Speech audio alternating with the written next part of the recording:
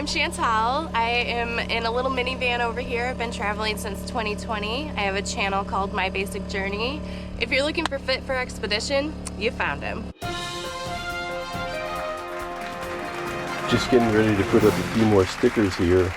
It's kind of a theme here, I guess. Yeah, so we have a lot of microbrewery stickers, and we also have a lot of our channel friends stickers. Smokey the Van and his cat Lister, or is it the other way around, and My Basic Journey. Gotta find some space to put these up somewhere, and yeah, we're running out of room, but we put them in a backsplash. That way we can kind of stay stealth. People won't know that, you know, we're YouTubers. They won't know that because we won't have all the stickers up on our vehicle.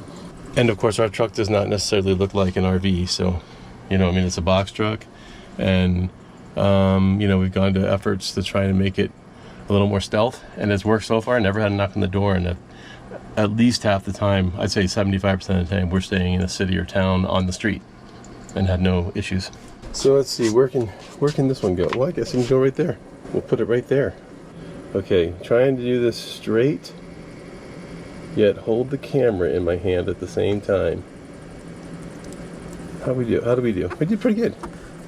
Shouldn't separate Smokey the Van from his owner, Lister. So let's get that one up there. Yes. Okay, that's what I'm going to do. I'm going to have to put the phone down, and then the camera down, and then I will show you when I get done. So there we go. Look at that. That worked out pretty well. So I've just got these three to find places to go. I really want to make sure I get a good spot for that one from my buddy. Let's see. So this is going to have to go back on our air conditioning frame here, or whatever you want to call it. We put a bunch of them up here. Maybe up here? There we go. That's a good spot. And they're all similar kind of shaped stickers there. So now we got the beer, the microbrew stickers. That one's going to be a tough plate. It's going to have to go on the back. This one's probably too big to go up here too. So that one can fill in that space pretty good.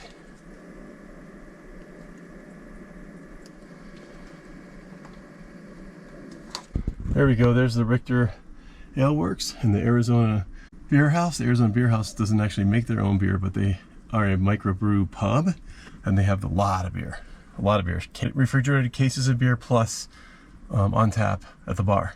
So 2 nights ago, I stayed in Phoenix in the truck, and we're in the end of May here, so you know it's pretty hot. I went to the Rebel Lounge. I saw a couple of bands, Zeke and the Cosmic Psychos from Australia, and I went with my friend Brock from Australia, so that's kind of a cool thing. Anyway, it was 90 degrees in here because, you know, you can't run the AC all night long because it takes 600 watts, which, you know, isn't a lot, but I only have 5,000 watts of power, so I can't run that thing all night, or I'll just run everything down and I won't have any refrigerator. So anyway, much cooler surroundings today.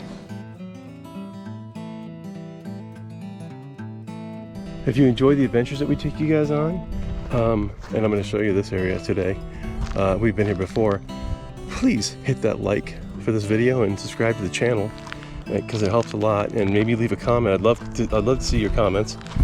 I also have a membership option, so if you're interested in joining with a membership option, there is that possibility.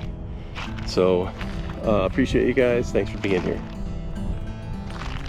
So yesterday I played a game on social media, asked people where I was, and I got some correct answers, mostly not correct answers, but some correct answers of where I'm camping today. Well, actually for the last night and tomorrow night. We are in the Coconino National Forest, south of Flagstaff. We have been here before.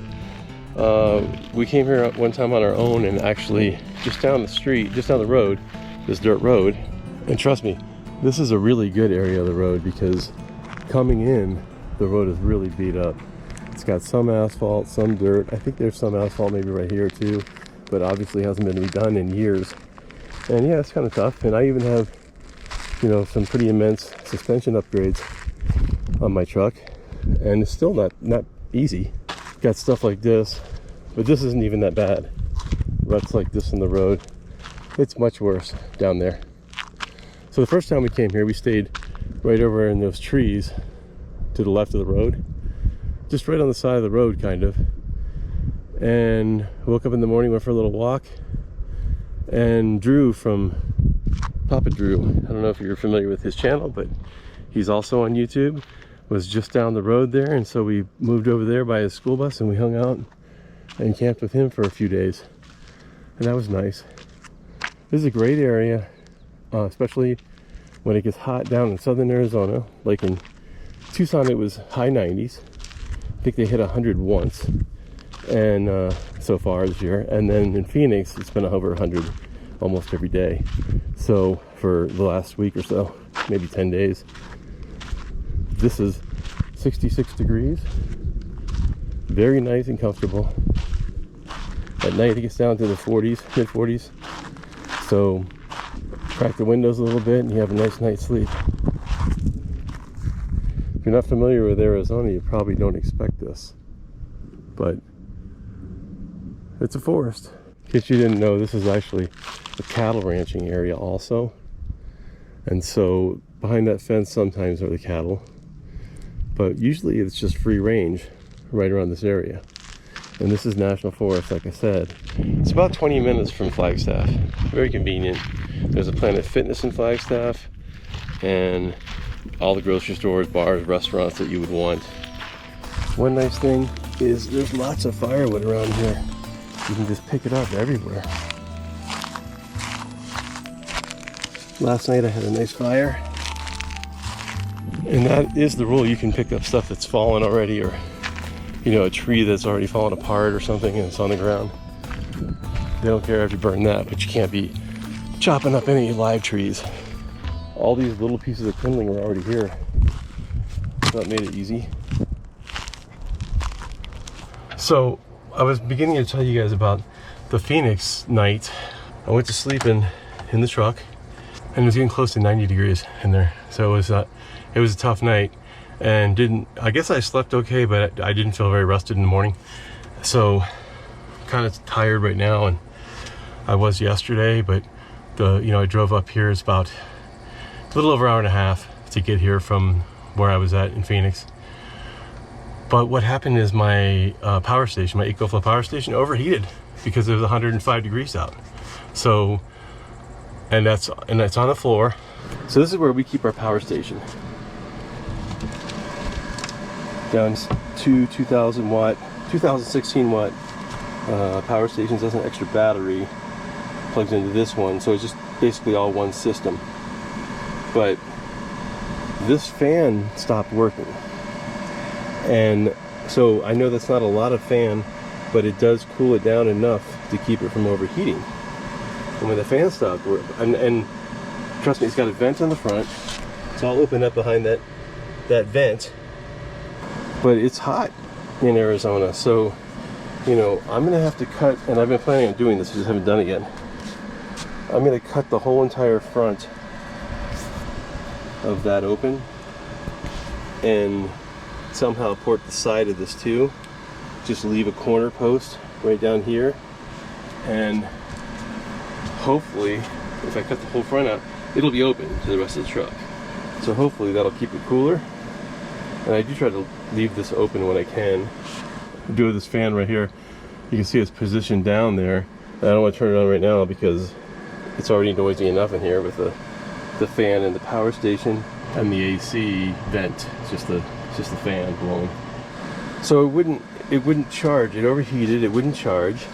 I had to plug it into my generator.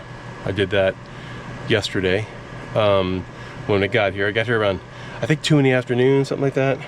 And I plugged into the generator, and the generator started kicking in the juice, and it got up to 49% before I went to bed. It's a little 1400 watt Predator, but it's good. It's a nice slow charge for the power station, and it finally got up to 49%. And when I woke up this morning, it was after the sun had already risen, and I'm a late sleeper, just like 9 something.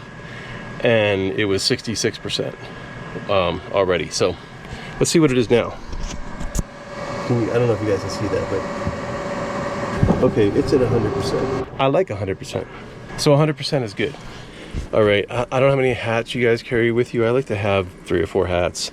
I do buy hats from bands that I like or bands that I know. Like this hat here, the Barnyard Stompers. This is just a band that I checked out, and they were really good. I got this rain hat, and then I've got this hat you might recognize. I wear it a lot. I have the hat that I have on, which is Josh Scott.